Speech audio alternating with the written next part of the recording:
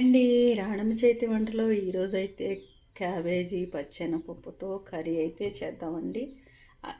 కళాయి అయితే పెట్టేశానండి. ఆయిల్ అయితే వేడెక్కేసింది. ఇప్పుడు కోపు అయితే వేసేసుకుందాం.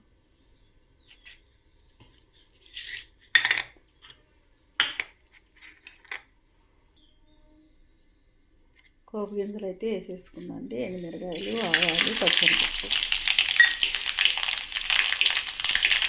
కరివేపాకు, పచ్చిమిరపకాయలు.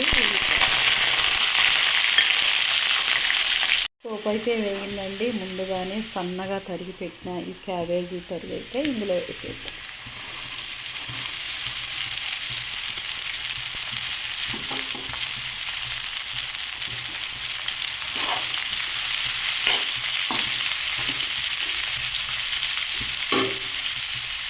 ముందుగా నానబెట్టుకున్న పచ్చెనపప్పు అయితే ఇందులో వేద్దాం.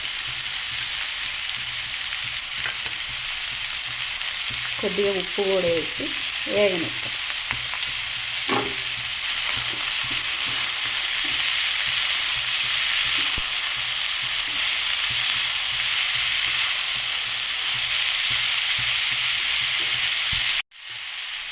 క్యాబేజీలు అయితే ఇలా మగ్గుతుందండి. దీనిలో కొంచెం ఇప్పుడు పసుపు అయితే వేసేసుకుందాం.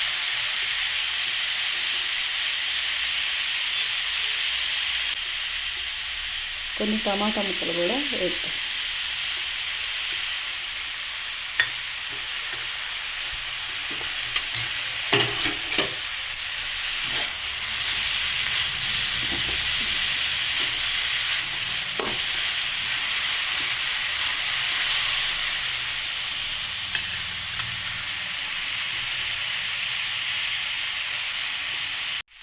ఇలా అయితే వేగిందండి. ముందుగా నూరి పెట్టుకున్న పచ్చి కొబ్బరి, పచ్చిమిరపకాయలు, అల్లం, ఎల్లిపాయలు అయితే ముద్దగా నూరి ఇలా పెట్టానండి. ఇదైతే ఇందులో వేసేది.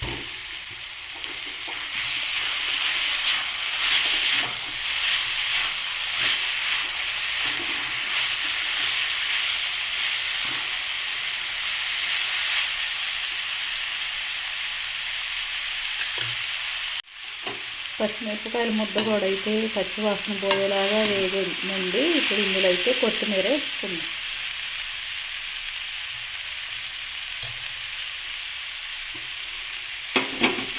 కొత్తిమీర అయితే వేసేసుకుందాం.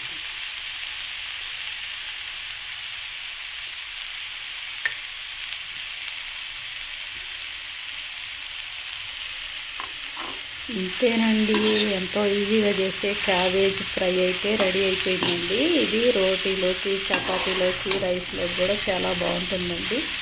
ఈ వీడియో కానీ నచ్చినట్లయితే లైక్ చేయండి.